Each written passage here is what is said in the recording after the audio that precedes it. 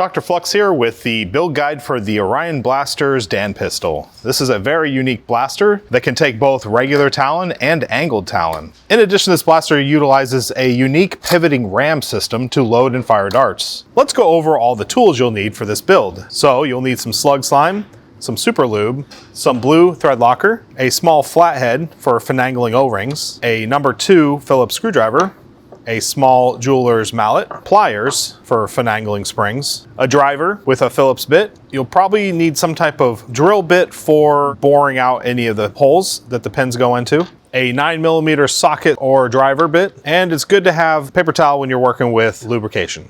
First, we're going to start with the installation of the turnaround. Now, this is done with 2 of these 016 O-rings and then 1 of the 123 X rings. Now, to install these, you're going to basically try to reach this into the back. And I found sometimes if you kind of fold it a little bit, you can kind of wedge it back there. You want to start with the back O-ring first and then use some type of flathead or some type of tool to kind of work that in there. And it should just pop right into place. And then we can do the front O-ring. Once we got those seated, we're going to do the X ring. So go ahead and put that on there.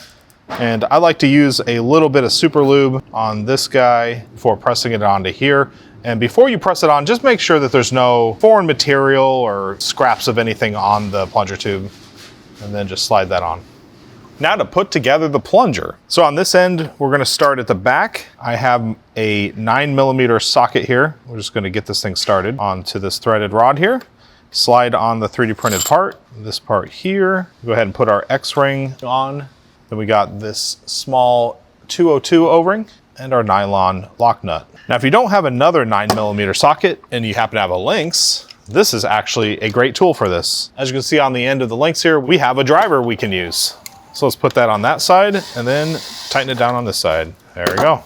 Now to install the plunger into the plunger tube, and we're gonna basically make sure that this O-ring is not pushing out too far, because if you make this too tight, it can make the O-ring too wide essentially. So we're gonna check that right now. Because it's just pretty difficult to do this without lubrication, let's go ahead and add some slug slime on here and inside the plunger tube and kind of work that around. So it is a little bit tight. I'm actually gonna loosen it up a little bit. So it doesn't need to be that tight. I guess that's part of the reason why we're using lock nuts on this. That feels good. Let's kind of clean that up and we're gonna set that aside for later.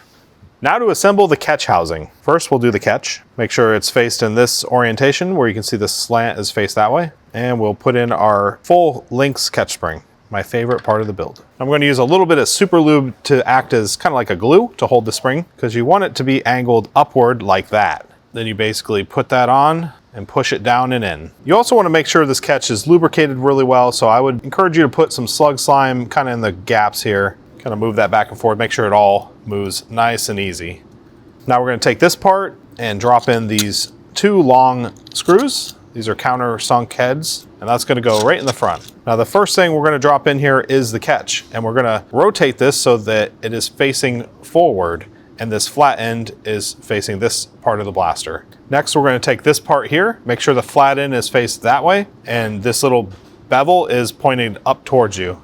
Then we drop that right in. Now we're going to take this piece of barrel material and we're going to put this O-ring on like so and drop it right in on top. Lastly, I'm going to put a little bit of thread locker on these because we can't really tighten this whole assembly really tight. So we're going to need the thread locker to help hold everything in place. Make sure to keep this flat side facing down. Now we hold this whole thing so that the screws don't fall out, and we're basically going to have to drop this while balancing those nuts. Now for this part, I like to tighten it all the way down. As you can see, this catch does not work when you tighten it too tight. And so now you're just going to back off enough to where you see that catch pop up. There it goes. So you just saw it pop up. You need to make sure this has no restriction. I'm still a little bit tight over here. It basically should move freely like that. Now to install the bars. Now I will be using a little bit of thread locker on this part as well. And keep in mind, one side is going to be tapped. The other side is going to be a bigger hole that the pin goes into. So let's use the tap side and add a little bit of thread locker. And same for the other side.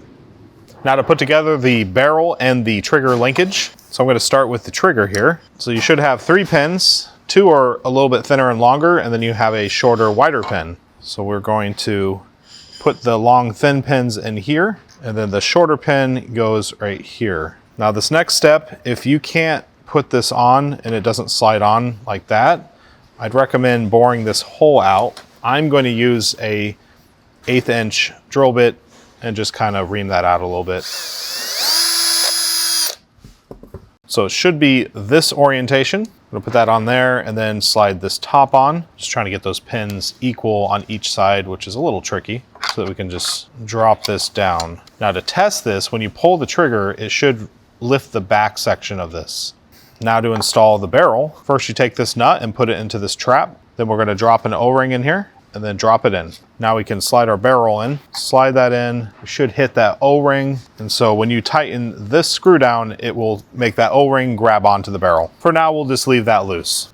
Now on to the right side of the grip shell. Let's start by putting in all these standoffs. They slide into all these little hexagon little shapes. So we got those 4 here. And then looks like we have 1 here where the trigger guard is. We can go ahead and slide that on right now. We're going to take one of these small pins, drop it right in here. And if this doesn't go in easily, you can give it a little whack. Just kind of drive that in. Now we place this first mag release there, and we're going to put the spring on. I like to use a needle nose for this. Once that's in its spot, we're going to take this standoff, slide it in here. This one is the longer of all of them. We're actually going to press this in here, put a little pressure, flip it a little bit, and then we're going to put this on this side. It is keyed, so it can only go one way. Then we're going to put in this screw to lock it all in. Now that that's holding, we can move on to the second one. Finally got it. And now for the ram.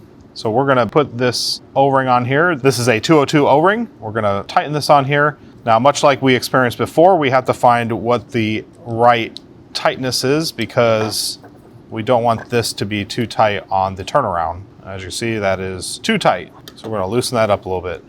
Now we're going to take this small pin, put it into here, and if you need, go ahead and just hammer that in. Then we take the larger pin, that goes in here. I'm going to press that on and then drop this onto this pin.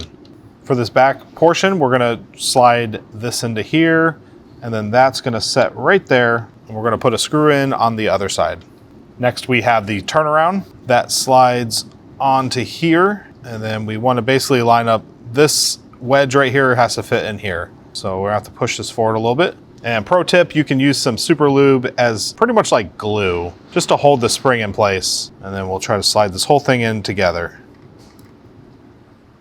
All right, everything is in place. And now we're gonna basically drop this right on top and sandwich it all together. And hopefully nothing goes flying. Got this little part here, needs some persuasion. I'm actually gonna ream out that top hole right here where that pin goes in, so it's not holding up on anything. Pinch that all in. I'm gonna try to get this top one in first. Now I'll go ahead and do this one next. That will close this gap here. Onto this part here. Let's do the other mag release. And then a couple more screws for these 2 sides. Then we just slide on the back here, and then we got 4 more screws to put in.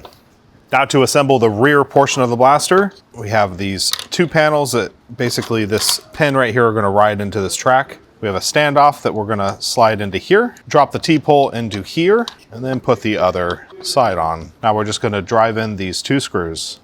And now for the final assembly. I'm gonna drop our spring into here, slide this front part on, and we drop this back pin in, and there you have it, the DanPistol, all assembled. Now, a couple of things to note about this blaster. It is still in beta, so the final version of this could change. Now at Added Darts, if you'd like to pick up a hardware kit, we do have those available. At this time, we are not offering 3D printed parts. If you'd like to pick up some magazines, that, like I said earlier, this blaster takes angled talons or regular talon.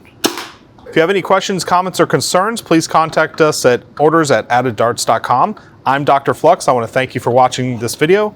Be safe and happy foam flinging.